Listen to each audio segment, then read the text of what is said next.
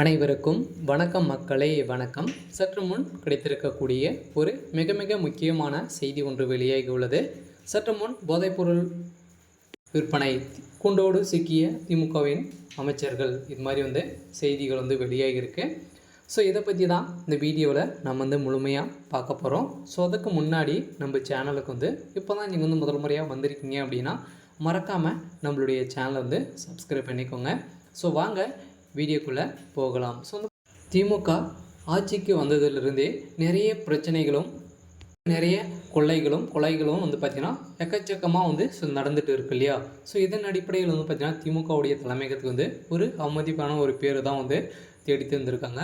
இருந்தாலும் பார்த்திங்கன்னா எதனால் தான் நடக்குது அப்படின்ற ஒரு பிரச்சனையை கண்டுபிடிக்க முடியல இல்லையா. ஸோ தமிழகத்தில் இருக்கக்கூடிய அனைத்து விதமான ரோடிகளும் பார்த்திங்கன்னா ஏற்கனவே ஆம்ஸ்ட்ராங்குடைய கொலை வழக்கில் நிறைய ரோடிகள் சிக்கியிருந்தாங்க, சுட்டும் கொலை செய்யப்பட்டாங்க. ஸோ அதை தொடர்ந்து பார்த்திங்கன்னா திமுக பார்த்திங்கன்னா நிறைய அமைச்சர்கள் போதைப்பொருள் கடத்தலில் ஈடுபட்டு வராங்க அப்படின்ற மாதிரி பார்த்திங்கன்னா ஒரு ரகசியமான தகவல் டெல்லியில் பார்த்திங்கன்னா லீக் ஆகியிருக்க நிலையெல்லாம். ஸோ அதிரடியாக திமுக பார்த்திங்கன்னா அதை குண்டோடு சிக்க போகிறதாக திமுகவுடைய அமைச்சர்கள் அனைவருமே செய்திருக்கக்கூடிய அனைத்து அமைச்சர்களும் கைது செய்யப்படுறதுக்கான அனைத்து ஏற்பாடுகளும் நடந்துட்டு வருது.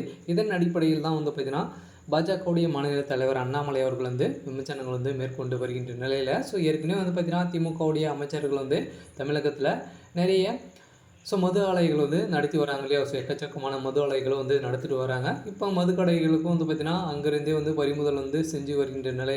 தரம் குறைவாக தான் மதுக்கள் இருந்து வருவதாக பார்த்திங்கன்னா மது ஊழியர்கள் தெரிவித்து வருகின்ற நிலையில். இருந்தாலும் திமுக பார்த்திங்கன்னா இவ்வளோ கொலைகள் சொடிச்சிட்டு இருக்காங்க இல்லையா. அனைத்துமே இப்போ பார்த்திங்கன்னா மதுவிலக்கு அமைச்சராக செந்தில் பாலாஜி அவர்கள் இருந்து வராரு. அவர் பார்த்திங்கன்னா ஒரு வாரத்திலே 110 கோடிக்கு மேலே அவருக்கு வருமானம் வருவதாக ஒரு செய்தியும் வெளியாகிருக்கு. இருந்தாலும் பார்த்திங்கன்னா மது ஆலைகளும் திமுக சேர்ந்த அமைச்சர்களும் நடத்திட்டு வராங்க. 3-4 அமைச்சர்கள் பார்த்திங்கன்னா மது ஆலைகளை சொந்தமாக வைத்து வருகின்ற நிலையில் அதிரடியாக அவர்களே பார்த்திங்கன்னா போதைப் பொருள் விற்பனையில் ஈடுபட்டு வருவதாக ஒரு ரகசிய தகவல் கிடைச்சிருக்கு. இதன் அடிப்படையில் தான் பார்த்திங்கன்னா அதிரடியாக திமுக சேர்ந்த அமைச்சர்கள் கூண்டாக சிக்கக்கூடிய அளவிற்கு பார்த்திங்கன்னா இப்போ 3-4 அமைச்சர்கள் அதிரடியாக கைது செய்யப்பட்ட சம்பவம் பெரும் அதிர்ச்சியை சொல்லிச்சிருக்கு. இதன் அடிப்படையில் பார்த்திங்கன்னா RN ரவி அவர்கள் போட்ட அதிரடியாக உத்தரவால் திமுகவுடைய தலைமையத்துக்கு பெரும் அதிர்ச்சி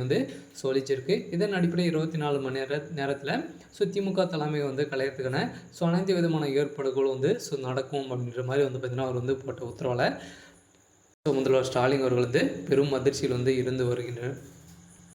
இருந்தாலும் இவருடைய வழக்கில் என்ன நடக்க போகுது அப்படின்றத நாம் வெயிட் பண்ணி பார்க்கலாம். இருந்தாலும் திமுகவுடைய அமைச்சர் பார்த்திங்கன்னா ஏற்கனவே திமுகவிலிருந்து விலகுவதாக ஒரு பரபரப்பான செய்தி வெளியாகி வருகின்ற நிலையில் மீண்டும் திமுகவுடைய அமைச்சர்கள் வசமாக சிக்கிய சம்பவம் அதிர்ச்சியை சொல்லிச்சிருக்கு. இருந்தாலும் என்ன நடக்க போகுது அப்படின்றத நாம் வெயிட் பண்ணி பார்க்கலாம். இது மாதிரி அரசியல் சார்ந்த நிகழ்வுகளை தெரிஞ்சுக்கணும் அப்படின்னா மறக்காமல் நம்மளுடைய சேனலை சப்ஸ்கிரைப் பண்ணிக்கோங்க. தேங்க்யூ.